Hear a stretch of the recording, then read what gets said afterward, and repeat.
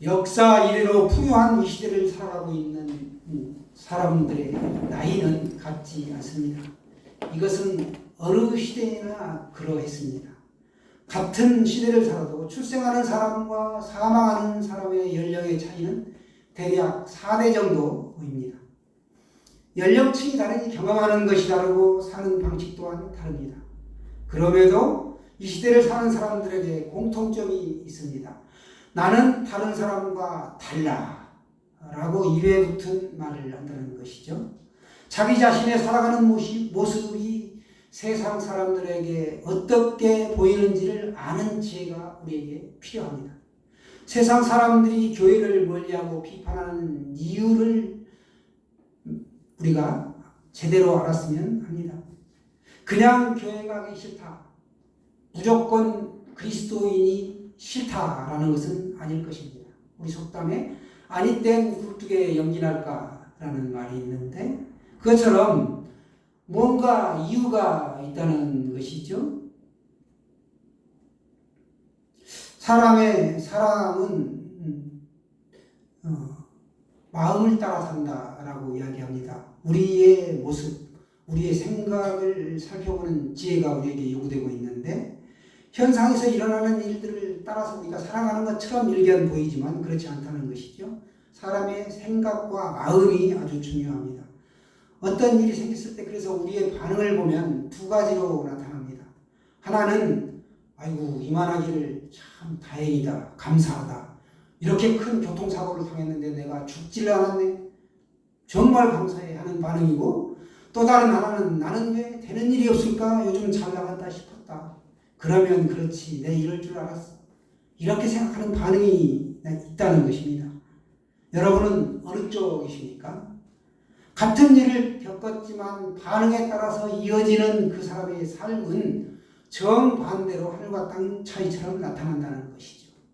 우리에게는 씨를 뿌리는 일이 필요하고 그 일에 게을리하지 말아야 한다는 것이죠. 우리가 씨를 뿌리지 않으면 가을에 거둘 것이 없는 것처럼 굶주리게 되는 것은 자연의 이치라는 것이죠. 기도와 말씀으로 우리가 늘 깨어있기를 원합니다. 같은 시대를 살지만 겸손하고 성숙한 사람을 사는 사람이 있고 또 자기가 아주 조금 알고 있는데 그걸 심소붕대해가지고 엄청나게 많이 아는 것처럼 떠들고 다니는 미성숙한 가벼운 사람도 있습니다. 하나님은 어떠한 사람을 기뻐하실까요? 또 사람들은 어떤 사람을 좋아하겠습니까? 주 안에서 사랑하는 여러분, 하나님은 우리가 전지전능하시다라고 익히 알고 있습니다. 그런데 하나님의 자녀인 우리들의 삶은 왜 능력이 나타나지 않는가? 이것은 우리가 하나님의 자녀인 우리들이 어떻게 기도해야 되는가라는 것을 모르고 있기 때문입니다. 하나님의 자녀인 우리가 정확한 약속의 말씀을 꽉 붙잡고 기도하는 시간이 필요하다. 이 사실을 우리가 간과하고 있습니다. 오늘 본문에서도 구하라 주실 것이요 찾으라 찾아낼 것이요 문을 두드리라 그러면 열릴 것이다 라고 말씀하셨습니다. 우리는 하나님의 자녀의 기도가 어떤 것인지를 먼저 알아야 합니다. 예수님은 이 세상 나라가 아닌 하나님 나라의 왕으로 오셨습니다. 그리고 예수님은 구원의 방주로 이 땅에 교회를 세우셨습니다. 영접하는 자, 곧 그 이름을 믿는 자에게는 하나님의 자녀가 되는 권세를 주셨습니다. 즉 예수님 믿으면 하나님의 자녀가 되는데 자녀가 되면 어디가 변합니까? 구원받은 하나님의 자녀는 성령님이 내 안에 내주에 계십니다. 그래서 과거의 모든 저주와 죄는 죽고 십자가가 내 안에 사는 그런 사람으로 새로운 피조물로 우리가 변화된 것입니다. 구원받은 하나님의 자녀는 하나님의 성전이 된 것이지요.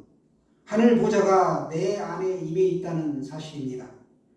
오늘 보면 7절에서 보시면 구하라 찾으라 문을 두드리라 이 삼중적 명령은 간곡한 기도를 뜻합니다.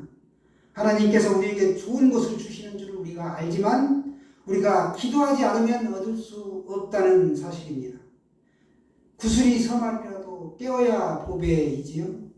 하나님은 오늘도 우리에게 다 줄 테니까 제발 기도해라 라고 말씀하십니다. 구한다 라는 것은 결핍을 전제로 하고 있습니다. 찾는다, 잃어버리는 것을 우리가 찾는 것이죠. 두드린다, 닫혀있는 것을 전제로 말씀하고 있습니다. 구하라는 것은 요구하라는 뜻으로 하나님의 은혜에 의해서만 얻어줄 수 있는 어떤 대상에 대한 강렬한 소망을 말씀합니다. 찾으라는 것은 끊임없이 힘차게 추구해야 할 것을 가리키고 있습니다.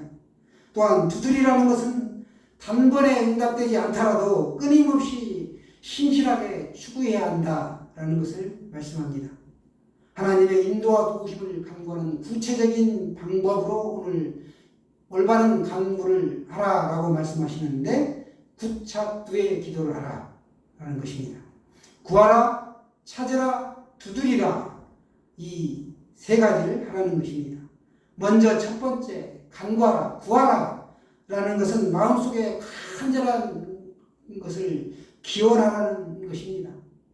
두 번째 찾으라는 간구는 기원하는 것이 행동으로 가는 실천적인 간구, 이걸 말하고 있습니다.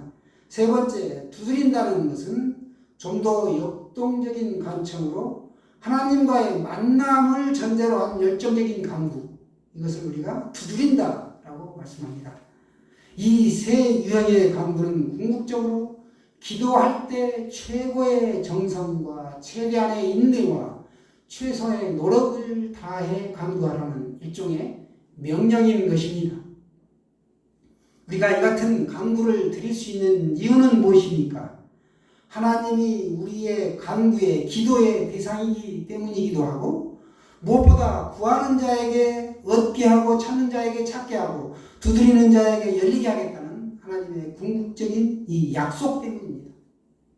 그러한 약속이 주어졌기 때문에 우리가 하나님 보좌에 나아가 담대히 기도할 수 있는 것이죠. 사랑하는 여러분, 인생의 크고 작은 문제와 간절한 바람을 하나님께 구하십시오. 하나님께서는 살면서 어려운 문제들, 고민과 염려를 어린아이가 마치 그 부모에게 말하듯 하나님께 내려놓고 구하면서 살라고 하십니다. 시편 81편 시편에는 나는 너를 애굽 땅에서 인도하여 여호와 내 하나님이니 내 입을 크게 열라 내가 채우리라. 아멘. 우리는 어려운 문제가 있을 때 하나님보다 먼저 세상 사람들에게 전화를 걸고 만나려고 합니다. 세상 사람들에게 구한다는 것이죠. 그러나 하나님께 구하라고 오늘 말씀하십니다. 우리가 기도할 때 하나님은 이미 응답을 해 주시려고 기다리고 계십니다. 찾으라는 것, 탐색하라는 것이죠. 더욱 나의 의지를 드러내라, 이런 뜻을 가지고 있습니다. 찾기 위해 간절히 노력하고 애쓴다는 것이죠. 하나님은 간절히 사모하는 자에게 은혜를 베풀어 주십니다. 너희는 여호와를 만날 만한 때에 찾으라, 가까이 계실 때에 그를 부르라 라고 이사야 59장 6절에 말씀합니다. 혹시 내 삶이 하나님으로부터 멀리 떨어져 있지는 않습니까? 하나님을 떠난 길을 우리가 돌이켜 기도의 자리로 나아가야 합니다. 그때 하나님은 응답을 주십니다. 회개하고 하나님에게로 돌아서야 한다는 것이죠. 어린 시절 어린 그 남자아이들은 보게 되면 누가 더 오줌 멀리 싸기 하나, 또 높은 곳에서 나 뛰어내릴 수 있다라고 서로가 내기를 합니다. 그 주저주저 하다가 어떤 아이가 훌쩍 뛰면 그 아이는 여지없이 다리가 부러지죠. 만일 우리가 주여 믿습니다 하고 낭떠러지에서 뛰어내리면 어떻게 되겠습니까? 크게 다치거나 아마 죽을 것입니다. 우리의 믿음은 그게 아니죠. 주여 지금 낭떠러지에서 뛰어내리는 것이 주님의 뜻입니까? 라고 먼저 물어야 한다는 것이죠.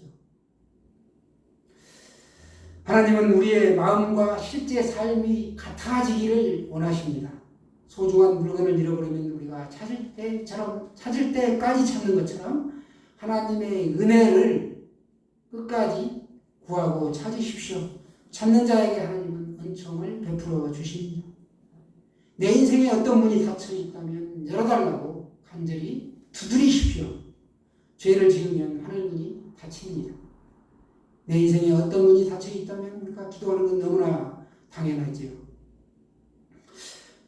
죄를 지으면 닫히지만 회개하면 하늘 문이 다시 열린다.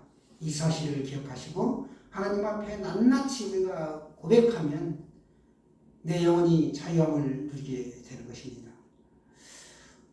절박하고 시급한 사람은 한밤중에라도 문을 두드리게 되어 있습니다. 은혜의 문을 두드리시길 바랍니다. 약속의 말씀을 믿고 포기하지 말고 열릴 때까지 두드리시라는 것입니다. 진리에 목마르고 갈급한 사람에게는 하늘의 문이 반드시 열리게 되어 있습니다. 목자 되신 예수님은 양의 문을 여시는 분이십니다. 부디 예수 그림 교회에 주님께서 전도의 문, 복음의 문을 활짝 열어주시기를 우리가 간절히 원합니다.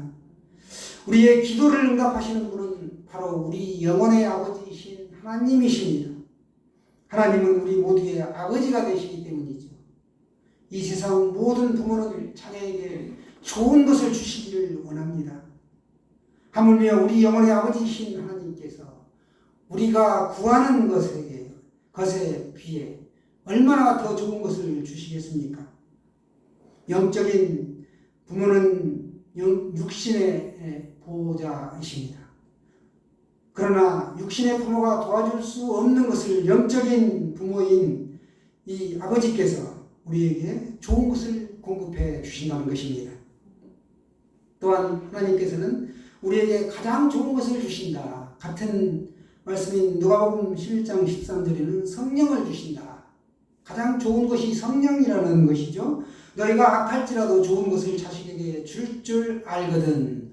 하물며 너희 하늘아버지께서 구하는 자에게 성령을 주시지 않겠느냐. 이렇게 말씀하십니다. 우리가 구하고 찾고 두드리는 것이 무엇을 위한 것이냐? 바로 성령을 구하는 것이다. 우리의 기도가 가장 좋은 것, 성령님을 구하는 것이다. 라고 오늘 말씀하고 있습니다. 12절에 오늘 예수님의 결론의 말씀이 나옵니다. 우리 12절 말씀 다 같이 보겠습니다. 12절 시작. 그러므로 무엇이든지 남에게 대접을 받고자 하는 대로 너희도 남을 대접하라. 이것이 율법이요 선지자니라. 그러므로 하고 오늘 말씀의 결론을 내리고 있습니다. 율법과 선지자는 마태복음 5장 6장 7절의 이 산상수훈 전체에 담긴 가르침입니다. 그 중에서도 타인에 대한 태도를 가르쳐주고 있습니다. 이 황금률은 율법과 선지자의 가르침으로 성경의 가르침 전체라고 볼 수 있습니다. 예수님 당시에 바리새인과 서기관들은 율법에 담긴 이 정신, 영적인 의미를 버리고 기계적으로 그냥 순종하였습니다. 그들은 자신의 의를 드러낸 것이죠. 하나님의 영광을 나타내는 것이 아니라 자기가 기계적인 순종을 통하여 사람들에게 보여주고 하자 하는 그 자신의 의를 드러냈다는 것입니다. 오늘 본문 앞부분에서는 약속을 믿고 구하라 라는 말씀이 나오고 아버지께서 주신다는 말씀이었는데 결론부에 와서 느닷없이 남에게 먼저 대접하라. 그러므로 라고 결론을 말씀하십니다. 겉으로 보기에는 앞과 뒤가 전혀 맞지 않는 것처럼 보입니다. 그러나 의미를 알면 앞뒤가 딱 맞아 떨어집니다. 예수님은 먼저 믿음과 사랑과 하나님의 약속을 알려주셨습니다. 그리고 우리에게 그 약속을 믿고 하나님께 구하라 이렇게 말씀하십니다. 하나님은 우리에게 믿음을 요구하시기 전에 먼저 우리에게 믿음을 주신 것입니다. 하나님이 우리에게서 얻고자 하시는 것, 그 믿음을 먼저 주셨다는 것입니다. 이제 결론의 말씀이 보이나요? 예수님은 남에게 대접을 받고자 하는 대로 먼저 남을 대접하라. 이렇게 말씀하신 것입니다. 원문이나 영어 성경을 보면 남이 내게 해주기를 바라는 일이 있다면 나보고 나한테 먼저 그 일을 너가 남에게 해라 라고 말씀하십니다. 우리 하나님이 우리에게 믿음을 요구하시려고 먼저 우리에게 믿음을 주셨다라는 사실입니다. 믿음을 주시는 일이 구약 성경에 지속적으로 기록이 되어 있습니다. 오늘 보시면 율법과 선지자, 율법서와 예언서, 이거는 곧 구약의 말씀을 의미합니다. 구약에는 믿음과 사랑, 하나님의 약속이 먼저 나오고 사람에게 하나님의 약속을 믿고 하나님을 사랑하라고, 이웃을 사랑하라고 요구하십니다. 이것이 예수님이 가르치신 성경의 핵심 내용입니다. 요즘은 개인주의가 만연한 사회입니다. 타락한 사람들의 내면은 자신이 세상의 중심이다. 내가 없으면 아무것도 없다. 나 우선주의로, 제일주의로 살아가고 있습니다. 이러한 때 타인과의 관계는 어떻게 설정되어야 하는가라는 오늘 말씀하신 것입니다.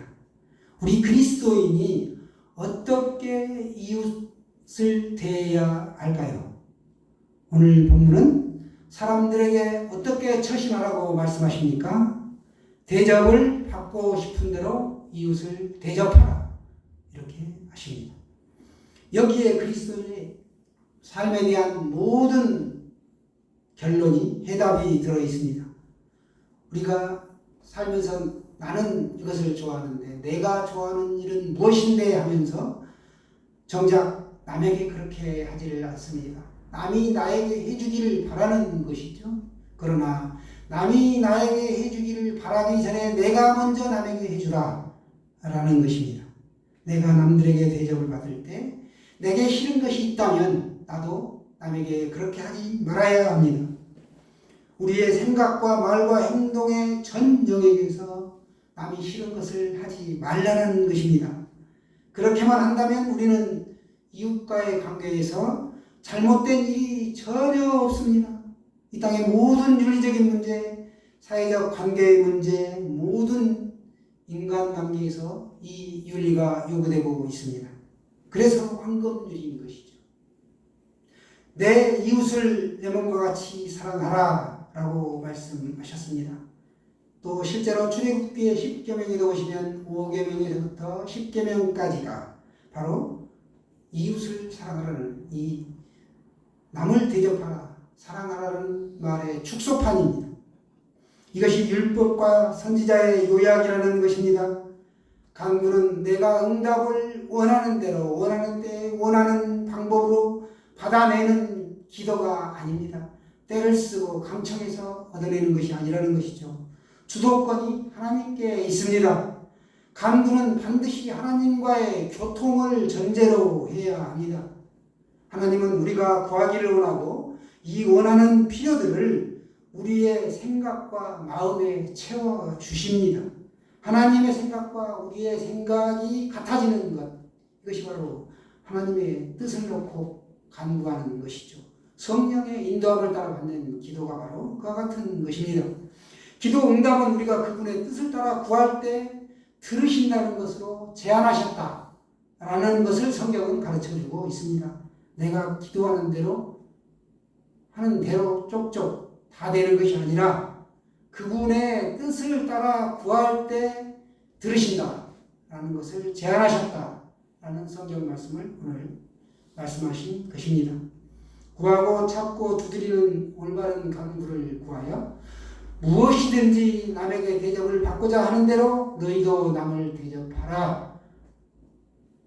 오늘 이 말씀을 붙잡고 살아가는 우리에게 행동 지침을 말씀해 주셨습니다. 너희도 남을 대접하라고 말씀하십니다. 올바른 간구를 통해 성령의 인도하심을 따라 한 주간도 주님 안에서 빛나는 인생, 승리하는 인생 살아가시기를 축원합니다.